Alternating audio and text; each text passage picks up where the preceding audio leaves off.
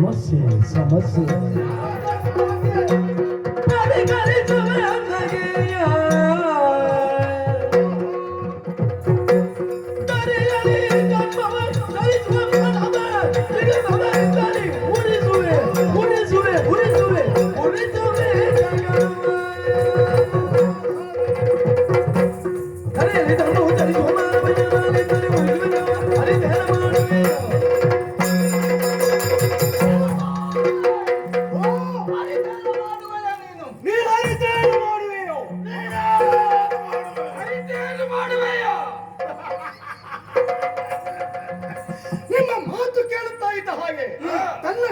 ನಗುವುಕ್ಕೆ ಬರುತ್ತಾ ಇದೆ. ಯಾಕೆ ಹಾಗಂದ್ರೆ ಏನಮ್ಮ? ಕೈಲಾಸದ ಧರ್ಮ ದೇವತೆಗಳು ನಾವು ಒಳ್ಳೆ ಧರ್ಮ ಪರೀಕ್ಷೆ ಮಾಡುವುದಕ್ಕಾಗಿ ಭೂಲೋಕಕ್ಕೆ ಇಳಿದು ಬಂದಿದ್ದೇವೆ. ಎಲ್ಲಿಯೂ ಸತ್ಯಾತ್ಮರು ಧರ್ಮಾತ್ಮರು ಕಾಣಲು ಸಿಗದ ಕಾರಣ ಸುಡುವುದಕ್ಕೆ ಮುಂದಾದವರು ನಾವು. ಇದನ್ನು ಅರಿತಂತ ಸಾಮಾನ್ಯ ಮಾನವ ನೀನು ಏನ್ ಮಾಡ್ತೀಯ? ಪ್ರಶ್ನೆ ಹಾಗ? ಹೌದು. ಅರಿಯದ ಚೆನ್ನಾಗಿ ಅರಿಯದ ಚೆನ್ನಾಗಿ ಮನುಜರ ಕರಿತವ ಮದಿನಿ ಮನುಜರ ಕರಿತವ ಮದಿನಿ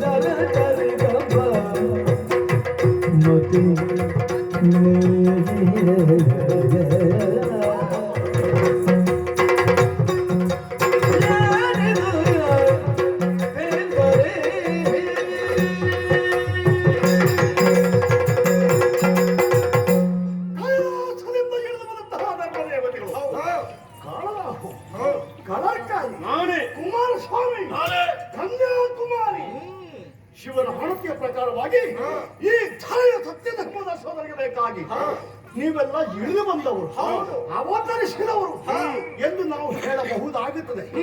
ಎಲ್ಲ ಕಡೆ ಸಂಚರಿಸಿದ್ದೀರಾ, ಚತುರ್ವರ್ಣರ ಪರೀಕ್ಷೆ ಮಾಡಿ ನೋಡಿದ್ದೀರಾ, ಯಾರು ನೀವು ಸತ್ಯಾತ್ಮರು ಗುಣಾಢ್ಯರು ಇಲ್ಲ ಎನ್ನುವ ಕಾರಣದಿಂದಾಗಿ ಈ ಲೋಕವನ್ನೇ ಸುಡುವಂತಹ ಸಿದ್ಧತೆಯನ್ನು ಮುಂದುವರಿತಾ ಇದ್ದೇನೆ. ನನಗೂ ಯಾಕ ಒಂದು ಸಮಸ್ಯೆ ಕಾಣ್ತಾ ಇದೆ. ಏನು? ಬಗೆಹರಿಸಿಕೊಳ್ಳಬಹುದೇ? ಹೇಳು. ನಾವು ನಿಂತಹ ಈ ಭೂಮಿ ಸ್ಥಿರವಾಗಿ ಇರಬೇಕು ಅಂತಿದ್ರೆ ಕಾರಣ ಏನು? ಸತ್ಯ ಧರ್ಮದ ಆಧಾರ. ಹಾಗಾದ್ರೆ ಈ ಭೂಮಿ ಅಲುಗಾಡ್ತಾ ಇಲ್ವಲ್ಲ? ಇಲ್ಲ. ಸಮುದ್ರ ಮೇಲದಪ್ಪದ ಇರಬೇಕು ಅಂತಿದ್ರೆ ಏನು ಸ್ವಾಮಿ ಕಾರಣ? ಸತ್ಯ ಮತ್ತು ಧರ್ಮ. ಹೌದಲ್ಲ, ಅಲ್ಲಿ ಅವ್ಯವಸ್ಥೆ ಉಂಟಾಗಲಿಲ್ವಲ್ಲ? ವಿಸ್ತಾರ ಏನು? ಸೂರ್ಯ ಚಂದ್ರನ ಉದಯದಲ್ಲಿ ಪಶ್ಚಿಮದಲ್ಲಿ ಅಸ್ತಮಿಸ್ತಾರೆ, ಪೂರ್ವದಲ್ಲಿ ಉದಯಿಸ್ತಾರೆ ಅಂತ ಆದ್ರೆ ಆ ವ್ಯವಸ್ಥೆಯಲ್ಲಿ ಏನಾದ್ರೂ ಲೋಪ ಕಂಡಿದ್ದೀರಾ? ಖಂಡಿತವಿಲ್ಲ. ಹಾಗೆ ಇರಬೇಕು ಅಂತಿರೋ ಕಾರಣ ಸತ್ಯ ಧರ್ಮ ಉಂಟು ಅಂತ ಆಯ್ತು. ಹೌದಲ್ಲ? ಹಾಗಾದ್ರೆ ಈ ಪ್ರಕೃತಿಯ ಧರ್ಮದಲ್ಲಿ ಎಲ್ಲಾ ವಿಷಯಕವಾಗಿ ಸತ್ಯ ಧರ್ಮ ಉಂಟು ಅಂತ ಆದ್ರೆ ಭವಿಷ್ಯ ಹೇಗಿರ್ಬೇಕು? ಹೇಗೆ? ಎಲ್ಲ ಮೇಲಿಂದ ಮೇಲೆ ಕೆಲವು ವ್ಯಕ್ತಿಗಳು ಪರೀಕ್ಷೆ ಮಾಡಿದ್ದೀರಿ, ಅವರು ಅಧರ್ಮಿಗಳು ಅಂತ ನಿಮಗೆ ತೀರ್ಮಾನಕ್ಕೆ ಬಂದ ಹಾಗಾಯಿತು. ಅಲ್ಲಿಂದಲೇ ಲೋಕ ಸುಡುವಂತಹ ತೀರ್ಮಾನಕ್ಕೆ ಬಂದಿದ್ದೀರಂತಾದ್ರೆ ನೀವು ಹೀಗೆ ಮಾಡುವುದು ಸರಿಯೇ? ನಾವು ಮಾಡಿದ್ದು ಸರಿಯೇ. ಹಾಗಾದ್ರೆ ಈ ಭೂಮಿಯಲ್ಲಿ ಸತ್ಯಾತ್ಮರು ಧರ್ಮಾತ್ಮರು ಇರಲೇಬೇಕಲ್ಲ? ಪ್ರಕೃತಿಯಲ್ಲಿ ಯಾವುದೇ ರೀತಿಯಾದಂತ ವ್ಯತ್ಯಾಸವನ್ನು ಕಂಡವರು ನಾವಲ್ಲ. ಹಾಗ ಅಂತ ನೀನು ಹೇಳಿದ ಪ್ರಕಾರ ಸತ್ಯಾತ್ಮರು ಧರ್ಮಾತ್ಮರು ಇದ್ದಾರೆ ಎಂಬುದಾಗಿ ಹೇಳುತ್ತಾ ಇದ್ದೀಯಲ್ಲ. ಹೌದು. ಹೇಳಿದ್ರೆ ಸಾಕಾಗುವುದಿಲ್ಲ. ಎಲ್ಲಿದ್ದಾರೆ, ಹೇಗಿದ್ದಾರೆ ತೋರಿಸಿಕೊಡುವ. ತೋರಿಸಿಕೊಟ್ಟ ಸಮಾಧಾನದಿತ್ತೆ ನೋಡುವ. ಸತಿಯಲ್ಲಿ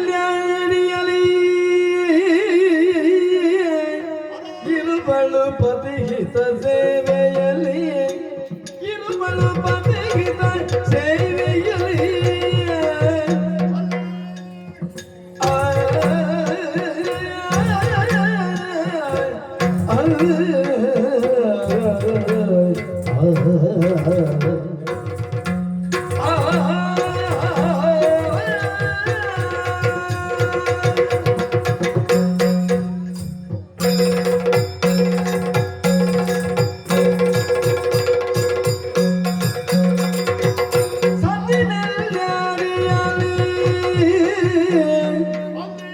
ಇರುವಳು ಪತಿಗಿತ ಸೇವೆಯಲ್ಲಿ ಇರುವಳು ಪತಿಗಿತ ಸೇವೆಯಲ್ಲಿ ಮತ ಧರ್ಮದ ಮೇಲೆ ಅತಿಶಯ ಪ್ರೀತಿಯು ಮತ ಧರ್ಮದ ಮೇಲೆ ಅತಿಶಯ ಪ್ರೀತಿಯು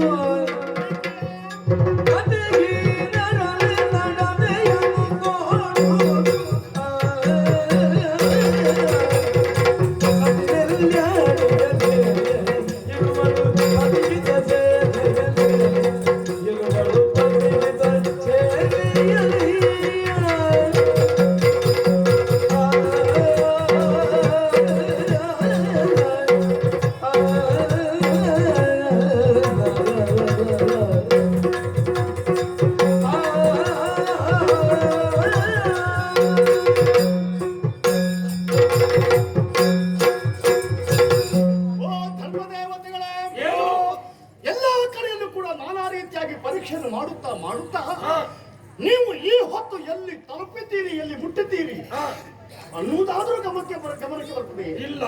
ನೇತ್ರಾವತಿ ನದಿಯನ್ನು ದಾಟಿದ್ದೀರಿ, ಹಾಲು ನಡಕ ಎನ್ನುವಂತಹ ಈ ಸ್ಥಳವನ್ನು ಸೇರಿಕೊಂಡಿದ್ದೀರಿ. ನಾವು ನಿಂತ ಈ ಸ್ಥಳ ಇಲ್ಲಿಗೆ ಕುಡುಮ ಹೀಗೆ ಕರೆಯುತ್ತಾರೆ. ಇಲ್ಲಿಯ ಜನರೆಲ್ಲ ಹೇಗೆ?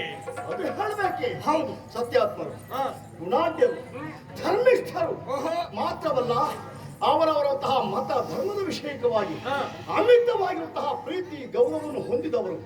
ಕೇವಲ ನನ್ನದೊಂದು ಜಾತಿ ಉಳಿದವರು ಜಾತಿ ಅಲ್ಲ ಇರುವಂತಹ ತಾತ್ಸಾರ ಭಾವನೆ ಇಲ್ಲ.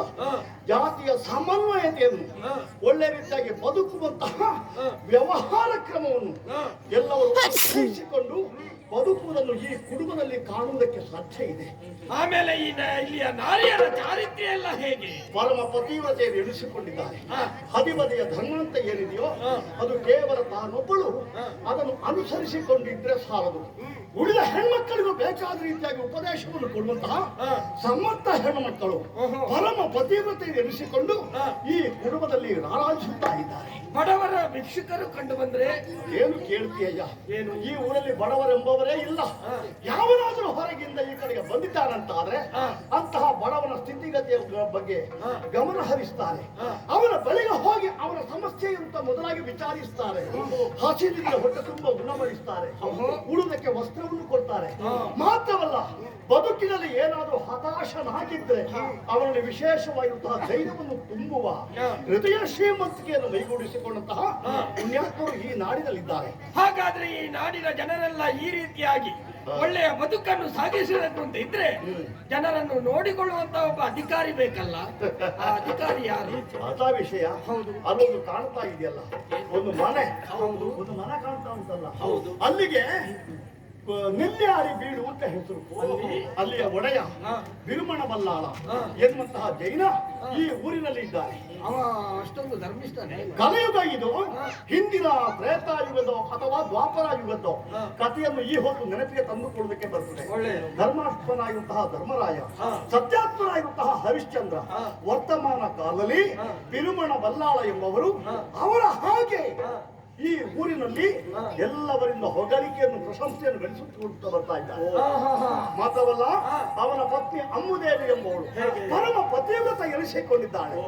ಗಂಡನ ಸೇವೆಯನ್ನು ಮಾಡುವುದರ ಹೊಂದಿಗೆ ಉಳಿದಂತಹ ಹೆಣ್ಮಕ್ಕಳು ಕೂಡ ಆದರ್ಶ ಪ್ರಾಯರಾಗಿ ಆ ಮೂಲಕವಾಗಿ ಈ ಕ್ಷಿತಿಯಲ್ಲಿದ್ದುಕೊಂಡು ಉತ್ತಮ ಗತಿಯನ್ನು ಐದುವುದಕ್ಕೆ ಸಾಧ್ಯ ಇದೆ ಎನ್ನುವಂತಹ ಆ ಸ್ತ್ರೀ ಸಹಜ ಧರ್ಮವನ್ನು ಅನುಸರಿಸಿಕೊಂಡು ಉಳಿದವರಿಗೂ ತಿಳಿಯ ಹೇಳಬಲ್ಲ ಸಾಧ್ವಿ ಶಿರೋಮಣಿ ಅಮ್ಮುದೇವಿ ಎಂಬವರು. ಹೌದಾ? ಹಾಗಾದ್ರೆ ಅವರಿಬ್ಬರೇ ಇರುವುದಾ? ಅಲ್ಲ, ಮತ್ತೆ ಅವ್ರಿಗೊಬ್ಬ ಮಗ ಇದ್ದಾನೆ. ಕುಮಾರಯ್ಯ ಎಂಬುದಾಗಿ ಅವನ ಹೆಸರು. ಅವ ಸಣ್ಣವನ ದೊಡ್ಡವನು? ಪ್ರಾಯದಲ್ಲಿ ಸಣ್ಣವನೇ, ಹಾ. ಆದರೆ ಗುಣನಡತೆಯಲ್ಲಿ ದೊಡ್ಡವ. ಓ. ಆ ಹುಡುಗನ ಈಗಿನ ಕೆಲವು ವ್ಯವಹಾರವನ್ನು ಕಂಡಾಗ ಭವಿಷ್ಯದಲ್ಲಿ ಇನ್ನು ಮುಂದಕ್ಕೆ ಅವನೊಬ್ಬ ಗೂಢಾಂಧನಾಗ್ತಾನೆ. ಪ್ರತಿಯೊಬ್ಬ ವ್ಯಕ್ತಿಗಳು ಕೂಡ ಸತ್ಯ ಧರ್ಮ ಎಲ್ಲಿದೆ ಅಂತ ಹೇಳಿದ್ರೆ ನೇರವಾಗಿ ಬೆಟ್ಟಕ್ಕೆ ತೋರಿಸುವ ಹಾಗೆ ಆ ಕುಮಾರಯ್ಯನ ನಡತೆಯಲ್ಲಿ ಕಂಡು ಬರುವುದಕ್ಕೆ ಸಾಧ್ಯ ಇದೆ. ಆದ್ದರಿಂದ ಧರ್ಮದೇವತೆಗಳೇ, ಲೋಕವನ್ನೇ ಸುಡುವಂತಹ ವೇಳೆಯಲ್ಲಿ ಸತ್ಯಾತ್ಮರು ಧರ್ಮಾತ್ಮರು ಇರುವಂತಹ ಈ ಕುರುಮನಾಡು ಅದರೊಂದಿಗೆ ದಹಿಸಲ್ಪಡುವುದುವೇ. ಆದ್ದರಿಂದ ಎಲ್ಲವರನ್ನು ಉಳಿಯಗೊಡಬೇಕು ಅಂತ ನಿಮ್ಮಲ್ಲಿ ವಿನಮ್ರನಾಗಿ ಬೇಡಿಕೊಳ್ತಾ ಇದ್ದೇನೆ. ಅದು ಹೌದು. ಈ ನಾಡಿನ ಜನರನ್ನು ಬಹಳಷ್ಟು ನೀನು ಹೊಗಳಿದ್ದಿ, ಅಧಿಕಾರಿಯನ್ನು ಹೊಗಳಿದ್ದಿ. ಹಾಗಾಗಿ ಅಧಿಕಾರಿಗೂ ನಿನಗೂ ಏನಾದ್ರೂ ಸಂಬಂಧ ಇರಬೇಕಲ್ಲ? ಉಂಟಾ? ಏನಂತ ಹೊಗಳದೆ? ಭೀಮನ ಬಲ್ಲಾಳ, ಅಮ್ಮುದೇವಿ, ಕುಮಾರಯ್ಯ ಅವರ ಸೇವಕನ. ಈಗ ವಿಷಯ ಯಾಕೆ ಆಳುವ ಅಧಿಕಾರಿಯನ್ನು ಹೊಗಳಿದೆ, ಮತ್ತೆ ಯಾರನ್ನು ಹೊಗಳಬೇಕು? ನೀನು ಇಲ್ಲಿ ಹೊಗಳಿದ್ರೆ ಏನೂ ಪ್ರಯೋಜನ ಇಲ್ಲ. ನಿನ್ನ ಅಧಿಕಾರಿಯ ಬಳಿಗೆ ಹೋಗು, ಬೇಕಾದಷ್ಟು ಸಿಗ್ತದೆ. ಇಲ್ಲಿ ನಿನ್ನ ಮಾತನ್ನು ಕೇಳುವಂತಹ ತಾಳ್ಮೆ ನಮಗಿಲ್ಲ. ಬಹಳ ಅನುಭವ ಆಗಿದೆ. ಮತ್ತೆ ಯಾರು ಅಪಹಾಸ್ಯ ಮಾಡ್ತಾ ಇದ್ದೀರ? ಆಡಂಬರಕ್ಕೆ ಬೇಕಾಗಿ ನಮ್ಮ ಒಡೆಯನನ್ನು ಈ ರೀತಿಯಾಗಿ ಹೊಗಳ್ತಾ ಇದ್ದೇನೆ, ಮತ್ತೆ ಏನಾದರೂ ಲಾಭವನ್ನು ಪಡೆಯುವಂತಹ ಉದ್ದೇಶದಿಂದ ಎಂದು ನೀವು ತಿಳಿಯಬಹುದು. ಖಂಡಿತವಾಗಿಯೂ ಹಾಗೆಲ್ಲ. ಶಿವನ ಆಣೆಯಾಗಿಯೂ ನೆಲ್ಯಾಡಿ ಮನೆಯವರು ಸತ್ಯಾತ್ಮರು ಧರ್ಮಾತ್ಮರು ಅನುಮಾನ ಬೇಕಾಗಿಲ್ಲ. ಹಾಗಾದ್ರೆ ನಿನ್ನ ಒಡೆಯನನ್ನು ಪರೀಕ್ಷೆ ಮಾಡುವುದಕ್ಕಾಗಿ ಹೋಗ್ತೇವೆ. ನಿಮಗೆ ಉತ್ಸಾಹ ಇರಬಹುದು. ಹೌದು, ಪರೀಕ್ಷೆ ಮಾಡಬೇಕು ಅಂತ ಆ ಮನೆಯಲ್ಲಿ ಬೇಕಲ್ಲ.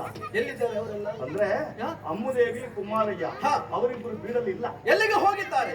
ಜೈನ ಕಾಶಿಯಾಗಿರುತ್ತಾ ಮೂಡುಬಿದಿರೆಗೆ ಅಂತ ಹೋಗಿದ್ದಾರೆ. ಉದ್ದೇಶ ಏನಂತೆ? ಏನೋ ತಮ್ಮ ಕುಟುಂಬಕ್ಕೆ ತಮ್ಮ ಸಂಸಾರಕ್ಕೆ ಏನೋ ಸಮಸ್ಯೆ ಬಂದಾಗ ಸ್ವಾಮಿ ಪಾರ್ಶ್ವನಾಥನಿಗೆ ಹರಿಕೆಯನ್ನು ಹೊತ್ತಿಕೊಂಡಿದ್ದಾರಂತೆ. ಹೊತ್ತ ಹರಿಕೆಯನ್ನು ಸಕಾಲದಲ್ಲಿ ತೀರಿಸಬೇಕು ಎನ್ನುವ ಉದ್ದೇಶದಿಂದ ಮಗನನ್ನು ಜತೆ ಸೇರಿಸಿಕೊಂಡು ಅಮ್ಮುದೇವಿಯವರು ಮನೆ ಬಿಟ್ಟು ನೆಲ್ಯಾಡಿ ಮುಳುಬಿದ್ರೆ ಕಡೆಗೆ ಹೋಗಿದ್ದಾರೆ. ಹೋದದ್ದು ಯಾವಾಗ? ಹೋದ್ದು ನಿನ್ನೆ. ಹೌದು, ಪೂಜೆ ಈಗ ಭವಿಷ್ಯ ಪೂಜೆ ಆಗ್ತಾ ಇರಬಹುದು. ಹೌದು, ನಾಳೆ ಬರ್ತೇನೆ ಅಂತ ಹೇಳಿದ್ದಾರೆ. ಅಲ್ಲಿಯವರೆಗೆ ನಾವಿಲ್ಲಿ ಏನ್ ಮಾಡುದು? ತಾಳ್ಮೆ ನಮಗಿಲ್ಲ. ಅಷ್ಟು ಉತ್ಸಾಹ ಹೌದು. ಬೇಡ, ಕಾಯುವುದೇ ಬೇಡ. ನಿಮಗೆ ದಾರಿ ನಾನೇ ಹೇಳಿಕೊಡ್ತೇನೆ. ಯಾವ ರೀತಿಯಾಗಿ? ಪೂಜೆಯನ್ನು ಮುಗಿಸಿ ಅಮ್ಮುದೇವಿ ಕುಮಾರಯ್ಯ ಬರುವಂತಹ ವೇಳೆಯಲ್ಲಿ ದಾರಿ ಮಧ್ಯೆ ಹೋಗಿ ತಡೆಯಿರಿ. ಬೇಕಾದ ರೀತಿಯಾಗಿ ಅವರನ್ನೂ ಪರೀಕ್ಷೆ ಮಾಡಿ. ಸರಿ, ನೆಲ್ಯಾಡಿ ಬೀಡಿಗೆ ಬನ್ನಿ. ಬಂದು ನಮ್ಮ ಒಡೆಯರು ಬಲ್ಲಾಳರು ಈಗ ಸ್ವಲ್ಪ ಗುಣಮುಖರಾಗಿದ್ದಾರೆ. ಅವರನ್ನು ಪರೀಕ್ಷೆ ಮಾಡಿ. ಆ ಬಳಿಕ ಈ ಊರಿನವರನ್ನು ಪರೀಕ್ಷೆ ಮಾಡಿ. ನಂತರ ನಿಮ್ಮ ಇಚ್ಛಾನುಸಾರವಾಗಿ ವರ್ತಿಸಬಹುದು. ಅಲ್ಲಿಯ ಹೊರಗೆ ಸಹನೆಯನ್ನು ತಂದುಕೊಳ್ಬೇಕು ಅಂತ ವಿನಮ್ರ ಪ್ರಾರ್ಥನೆ.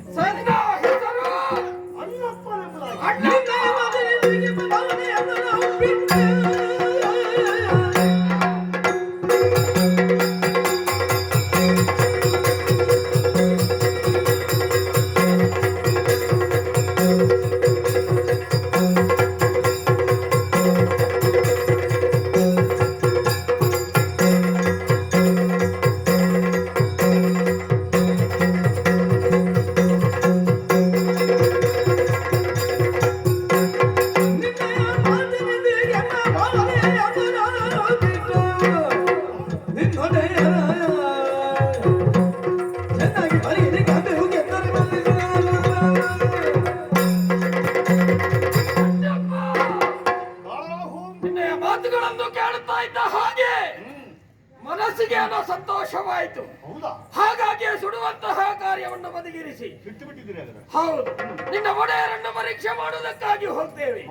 ಅವರು ಸತ್ಯಾತ್ಮರು ಧರ್ಮಾತ್ಮರು ಹೌದೆಂದು ಕಂಡು ಬಂದರೆ ಈ ಲೋಕದ ಉದ್ಧಾರಕ್ಕಾಗಿ ಧರ್ಮದೇವತೆಗಳಾಗಿ ನೆಲೆ ಹಾಕ್ತೇವೆ.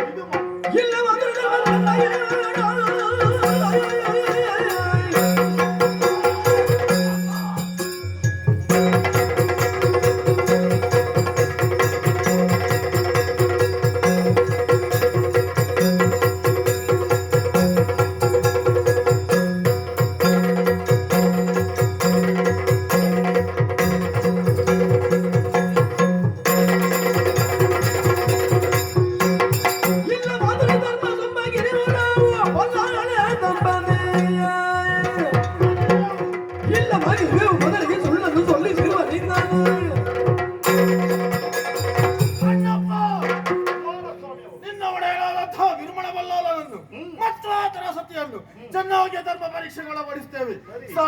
ಧರ್ಮ ಇಲ್ಲವೆಂದಾದಲ್ಲಿ ನಾವು ಕೊಡುವ ನಾನಾವಿಧ ಶಿಕ್ಷೆಯ ಗುರಿಯಾಗಬೇಕಾಗಿದೆ.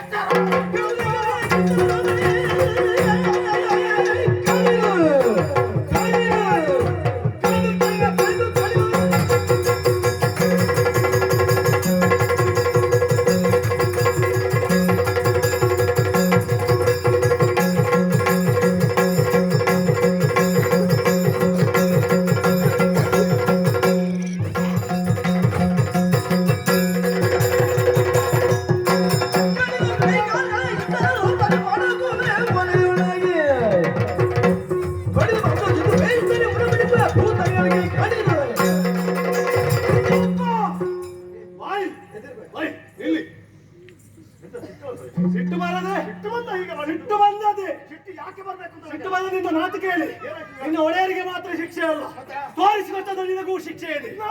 ನಿನ್ನನ್ನು ಸುಮ್ಮನೆ ಬಿಡುವುದಿಲ್ಲ ಅನ್ನಪ್ಪ. ನಿನ್ನ ಕೈಕಾಲುಗಳನ್ನೇ ಕಡಿಯುತ್ತೇವೆ, ನಿನ್ನ ದೇಹದ ಮಾಂಸವನ್ನು ಕಿತ್ತು ತೆಗೆಯುತ್ತೇವೆ. ಅಷ್ಟೇ ಮಾತ್ರವಲ್ಲ, ತಲೆಯನ್ನು ಕಡಿದು ಪಾತ್ರೆಯನ್ನು ಹಾಕಿಸ್ತೇವೆ. ನೋವಾಗ್ಲಿಕ್ಕೆ ನಿನಗೆ ಸನ್ಮಾನ ಮಾಡುದಲ್ಲ, ಶಿಕ್ಷೆ ಹೊಡೆದು. ಅಷ್ಟೇ ಮಾತ್ರವಲ್ಲ, ರಕ್ತ ಮತ್ತು ಮಾಂಸವನ್ನು ತಲೆಯೊಳಗೆ ತುಂಬಿಸಿಕೊಳ್ತೇವೆ. ಕೈಕಾಲುಗಳನ್ನೇ ಇಂಧನ ರೂಪದಿಂದ ಬಳಸಿ ಸರಿಯಾಗಿ ಬೇಯಿಸ್ತೇವೆ. ಮತ್ತೆ ಸಿಟ್ಟು ಬರದೆ ರಕ್ತ ಮಾಂಸಕ್ಕಾಗಿ ಕಾಯುವಂತಹ ಭೂತಗಳಿಗೆ ಔತಣ ನೀಡುವ ಎಚ್ಚರ.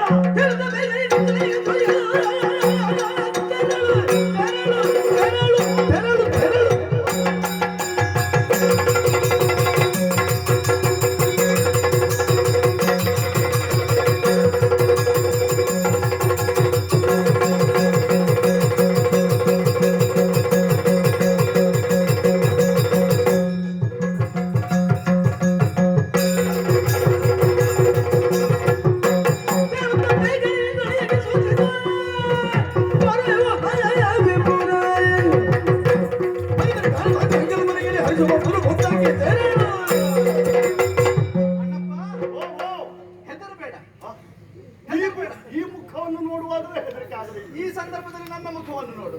ಹೌದಾ?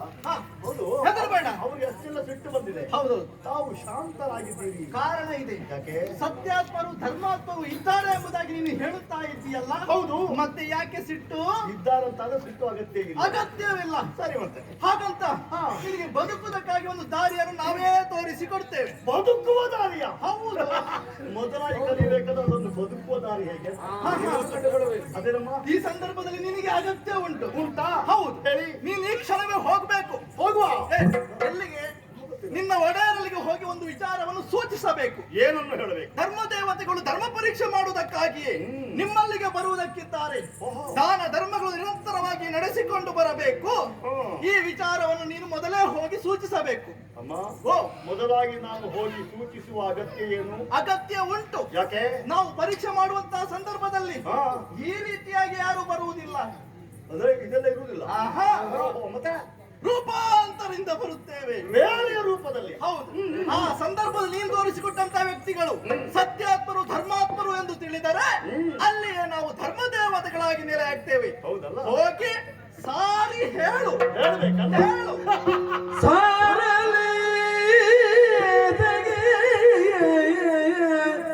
ಪಕ್ಷಿ ಬಳಗಕ್ಕೆ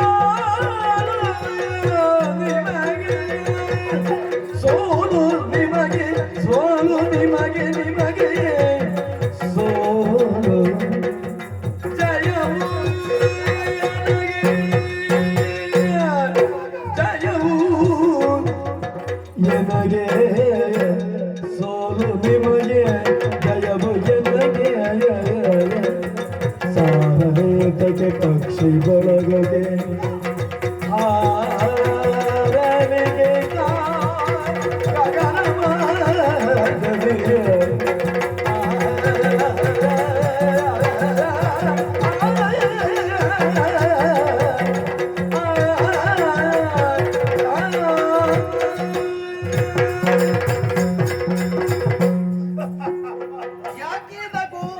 ನಿಮ್ಮ ಮಾತಿಗೆ ನಗದೆ ಮತ್ತೆ ಉಪಾಯ ಇಲ್ಲ. ಹೌದೇ? ಏನಾಗಿದೆ ಅಂತ ನಿಮಗೆ? ಯಾಕೆ? ತಲೆ ಕೆಡಿಸಿಕೊಂಡಿದ್ದೀರಾ ಹೇಗೆ? ಹಾ, ಭವಿಷ್ಯ ಇರಲೂಬಹುದು. ಏನು? ಶಿವನ ಆಜ್ಞೆಯಾಗಿದೆ. ಎಲ್ಲ ಕಡೆ ಪರೀಕ್ಷೆ ಮಾಡಿದ್ದೀರಿ, ಧರ್ಮಾತ್ಮವನ್ನು ಕಂಡು ಹುಡುಕುವಲ್ಲಿ ಅಸಮರ್ಥರಾಗಿದ್ದೀರಿ. ಹಾಗಿದ್ರೆ ನೆಲೆಯಾಗುವುದಕ್ಕೆ ಸ್ಥಳ ಸಿಗಲಿಲ್ಲ. ಕೈಲಾಸಕ್ಕೆ ಹೋದ್ರೆ ಸಿಟ್ಟು ಕೊಡ್ತಾನೆ ಶಿವ. ಎಲ್ಲೂ ವಿಷಯಕವಾಗಿ ಯೋಚಿಸಿ ತಲೆ ಕೆಡಿಸಿಕೊಂಡ್ರೆ ಹೇಗೆ? ಹಾಗೇನಿಲ್ಲ. ಇಲ್ಲದೇ ಇದ್ರೆ ಈ ತರನಾಗಿರುವಂತಹ ಮಾತಿನ ಅಗತ್ಯ ಉಂಟೆ ಇಲ್ಲಿ? ಹೋಗೋ, ಒಡೆಯರನ್ನು ಮೊದಲಾಗಿ ಎಚ್ಚರಿಸು. ದಾನ ಧರ್ಮ ನಡೆಯುತ್ತಾ ಇರಲಿ, ನಾವು ಬಂದು ನೆಲೆಯಾಗುತ್ತೇವೆ. ಅಗತ್ಯ ಉಂಟೆ? ಅಗತ್ಯ ಇಲ್ವಾ? ಅಮ್ಮ, ಓ, ಉರಿಯುವಂತಹ ಬೆಂಕಿಯ ಮುಂದೆ ನಿಂತು ನಾಳೆಯೂ ಇದೇ ರೀತಿಯಾಗಿ ನಾನು ಮುಟ್ಟುವಾಗ ನೀನು ಕೈ ಸುಡಬೇಕು. ಹೇಳಬೇಕಾ? ಹೇಳದಿದ್ದರೂ ಕೂಡ ಸುಡುತ್ತದೆ ಅಲ್ವೇ? ಹೌದು. ಬೀಸುವಂತಹ ಗಾಳಿ ನಿತ್ಯವೂ ನೀನು ಬೀಸುತ್ತಲೇ ಇರಬೇಕು. ಒಂದು ಹೇಳುವ ಕ್ರಮ ಉಂಟಾ? ಅಗತ್ಯ ಇಲ್ಲ. ಗಗನ ಪಥದಲ್ಲಿ ನಿತ್ಯವೂ ಹಾರಾಡುವಂತಹ ಪಕ್ಷಿ ಸಂಕುಲವನ್ನು ಕಂಡಾಗ ನಿತ್ಯವೂ ನೀವು ಆಕಾಶದಲ್ಲೇ ಹಾರಾಡ್ತಾ ಇರಬೇಕು. ನಾವು ಮುಂದಾಗಿ ಹೇಳಬೇಕೆ? ಹಾರುವುದು ಹಕ್ಕಿಯ ಗುಣ, ಬೀಸುವುದು ಗಾಳಿಯ ಗುಣ, ಉರಿಯುವುದು ಬೆಂಕಿಯ ಗುಣ, ಅಲ್ವೇ? ಅದೇ ರೀತಿಯಾಗಿ ದಾನ ಧರ್ಮವನ್ನು ಮಾಡುವುದು ನೆಲ್ಯಾಡಿ ಮನೆಯವರ ಸಹಜ ಗುಣ. ಆದ್ದರಿಂದ ಮೀರಲಾರರು ಸತ್ಯ ಧರ್ಮವ ಅಪಾರ ಮಹಿಮರು. ಖಂಡಿತ. ಹಾಗಾದ್ರೆ ಅವರ ಪರೀಕ್ಷೆಯು ಖಂಡಿತ ಮಾಡ್ತೀರಾ? ಹೌದು. ಪರೀಕ್ಷೆ ಮಾಡಿಯೇ ಮಾಡ್ತೀರಾ? ಮಾಡಿಯೇ ಮಾಡುತ್ತೇವೆ. ಈ ಪರೀಕ್ಷೆಯಲ್ಲಿ ಯಾರಿಗೆ ಸೋಲು ಯಾರಿಗೆ ಗೆಲುವು ಅದು ಆ ಬಳಿಕ ಗೊತ್ತಾಗ್ತದೆ. ಬೇಡ, ಈಗಲೇ ತೀರ್ಮಾನ ಮಾಡಿಬಿಡೋಣ. ಹೌದೇ? ಮತ್ತೊಮ್ಮೆ ವೃಥಾ ನೀವು ಬೈಲಿಗೆ ಬಂದ ಅದು ಹೇಗೆ ಹೇಳೋದಾ? ಹೇಳುವುದು ಸಾಲನಾಗುವುದರೆಯೇ? ಏನು? ಈ ಸಲ ನಿನಗೆ ಸೋಲು. ಒಪ್ಪಿಕೊಳ್ಳು. ಕುಮಾರಸ್ವಾಮಿ, ಏನು? ನಿನಗೆ ಸೋಲು. ಅಮ್ಮ, ನಿಮಗೆ ಇಬ್ಬರಿಗೂ ಕೂಡ ಮಹಾ ಸೋಲು. ಸಂತೋಷ. ಗೆಲುವು ಯಾರಿಗೆ? ಯಾರಿಗೆ? ನನ್ನ ಒಡೆಯನಿಗೆ, ತೋರಿಸಿಕೊಟ್ಟ ನನಗೆ. ಸರಿ ಸರಿ. ಹಾಗಾದ್ರೆ ಸತ್ಯದಲ್ಲಿ ಧರ್ಮದಲ್ಲಿ ಧರ್ಮದೇವತೆಗಳಂತಹ ನಮ್ಮನ್ನು ಮೀರಿಸುವವರಿದ್ದಾರೆ ಅಂತ ಆಯ್ತಲ್ಲ. ಇದ್ದಾರೆ. ಹಾಗಾದ್ರೆ ಹೋಗ್ತೇವೆ, ಪರೀಕ್ಷೆ ಮಾಡ್ತೇವೆ. ಹೋಗಿ. ಅಣ್ಣಪ್ಪ, ಓ, ನಾವೇನೋ ಪರೀಕ್ಷೆ ಮಾಡುತ್ತೇವೆ. ಮತ್ತೇನು? ಆದರೆ ಏನ್ ತಾರೆ? ನಿನ್ನನ್ನು ನಂಬುವುದಕ್ಕಾಗುವುದಿಲ್ಲ. ತಾರೆ ಯಾಕೆ ಅಡ್ಡಡ್ಡ ಬರ್ತಾ ಉಂಟು? ನಿನ್ನನ್ನು ನಂಬುವುದಕ್ಕಾಗುವುದಿಲ್ಲ. ನನ್ನನ್ನ? ಹೌದು. ಯಾಕೆ? ನಿನ್ನ ಕಣ್ಣನ್ನು ಸರಿಯಾಗಿ ನಾವು ಗಮನಿಸಿಕೊಂಡಿದ್ದೇವೆ. ಹಾ. ಕಣ್ಣು ಅತ್ತಿಂದ ಇತ್ತಿಂದ ಅತ್ತ ತಿರುಗುತ್ತಾ ಉಂಟು. ಅಲ್ಲ, ಇದರಲ್ಲಿ ಧರ್ಮ ಸೂಕ್ಷ್ಮ ಅಡಗಿದೆ. ಕಣ್ಣನ್ನು ನೋಡಿದ ಕೂಡಲೇ ಹಾ. ಆ ವ್ಯಕ್ತಿಯ ಚಲನ ವಲನದಿಂದಲೇ ಹಾ. ಅವ ಇಂಥವ ಅಂತ ಗುರುತಿಸುವುದಕ್ಕೆ ಬರ್ತದ. ಹೌದು. ನಾನು ಯಾವ ಪಂಗಡಕ್ಕೆ ಸೇರಿದವ? ಸ್ವಲ್ಪ ವಂಚಕನ ಹಾಗೆ ಕಾಣುತ್ತಾ ಇದ್ದೀಯ. ವಂಚಕನು? ಹೌದು. ಹೇಗೆ? ಸುಮ್ಮನೆ ಹೇಳಿದ್ದಲ್ಲ. ನಿನ್ನ ಒಡೆಯರು ಸತ್ಯಾತ್ಮರು ಧರ್ಮಾತ್ಮರು ಅಲ್ಲದೆ ಹೋದಲ್ಲಿ ಅವರಿಗೆ ಮಾತ್ರ ಶಿಕ್ಷೆ ಅಲ್ಲ, ಓ. ತೋರಿಸಿಕೊಟ್ಟಂತ ನಿನಗೂ ಶಿಕ್ಷೆ ಇದೆ. ಹೌದು. ಮೊದಲೇ ಎಚ್ಚರಿಕೆಯನ್ನು ನಾವು ಕೊಟ್ಟಿದ್ದೇವೆ. ಹೇಳಿದ್ದು ಮರ್ತೋಗ್ಲಿಲ್ಲ. ಹೌದಾ? ಹೇಳಿದ್ದು ಹಾಗಾಗಿ ಕೈಕಾಲು ಬಡಿತೇನೆ. ನೆನಪುಂಟು? ಹಾಗಾಗಿಯೇ ಶಿಕ್ಷೆಗೆ ಹೆದರಿ ಎಲ್ಲಿಯಾದ್ರೂ ತಪ್ಪಿಸಿಕೊಳ್ಳುತ್ತೀಯೋ ಎಂಬಂತ ಅನುಮಾನ ನನಗೆ. ಯಾವ ದಾರಿಯಾಗಿ ಹೋಗುತ್ತೀಯಾ? ನನ್ನ ವಿಷಯಕವಾಗಿ ನಿಮಗೆ ಅನುಮಾನ ಅಲ್ಲ? ಹೌದು. ನಾನು ತಪ್ಪಿಸಿಕೊಂಡ್ರೆ ಹುಡುಕಾಡುದು ಎಲ್ಲಿ ಅಂತ ನಿಮಗೆ ಯೋಚನೆ ಅಲ್ವಾ? ನನಗೆ ಅದಲ್ಲ, ನಿಮ್ಮದೇ ಧೈರ್ಯ ಇಲ್ಲ. ಏನೋ ಯಾಕಂದ್ರೆ ಪರೀಕ್ಷೆ ಮಾಡ್ಲಿಕ್ಕಾಗಿ ಬಂದಿದ್ದೀರಿ, ಇಲ್ಲಿ ಸೋಲು ಉಂಟಾಯ್ತು ಅಂತಾದ್ರೆ ನಾಚಿಕೆಯಿಂದ ಮುಖ ತೋರಿಸುವುದಕ್ಕೆ ಸಾಧ್ಯ ಇಲ್ಲ ಎಂದು ನೀವು ತಲೆ ಮರೆಸಿಕೊಂಡ್ರೆ ನಾವೆಲ್ಲ ಎಲ್ಲಿ ಹುಡುಕಿ ಪತ್ತೆ ಮಾಡುದಿಲ್ಲ. ನಾವು ಧರ್ಮ ದೇವತೆಗಳು. ಹೌದಾ? ಸೋತರು ಗೆದ್ದರು ನಾವಿಲ್ಲಿ ಬಂದೇ ಬರ್ತೇವೆ, ನೀನು ಬರ್ತೀಯ ಇಲ್ವಾ ಅಂತ. ನಿಮ್ಮ ವಿಷಯಕವಾಗಿ ಅಷ್ಟು ಧೈರ್ಯ ಆತ್ಮವಿಶ್ವಾಸ ಉಂಟು ಅಂತಾದ್ರೆ ನೀವು ಧರ್ಮ ದೇವತೆಗಳು, ನಾನು ಧರ್ಮದ ಅನುಯಾಯಿ. ಅಷ್ಟು ವಿಶ್ವಾಸ ಇದ್ದ ಕಾರಣವೇ ಹೇಳಿದ್ದೇನೆ. ಸರಿ. ಇನ್ನು ನಿಮಗೆ ಧೈರ್ಯ ಬರುವುದಿಲ್ಲಲ್ಲ? ಏನು ಸಾಕ್ಷಿ? ಸೋತರು ಗೆದ್ದರು ಹಾ. ಇದೇ ಈ ಹಾಲ್ನಡಕಲ್ಲಿ ಮತ್ತೊಂದು ಬಾರಿ ನಿಮ್ಮ ಕಣ್ಣೆದುರು ಕಾಣ ಸಿಗುತ್ತೇನೆ. ಸರಿ. ಶಿವನ ಆಣೆಯಾಗಿಯೂ ಈ ಮಾತು ಸತ್ಯ. ಹಾಗಾದ್ರೆ ನಾವು ಮತ್ತೆ ಒಂದಾಗುವುದಕ್ಕೆ ಸಾಕ್ಷಿ. ಹೋಗಿ.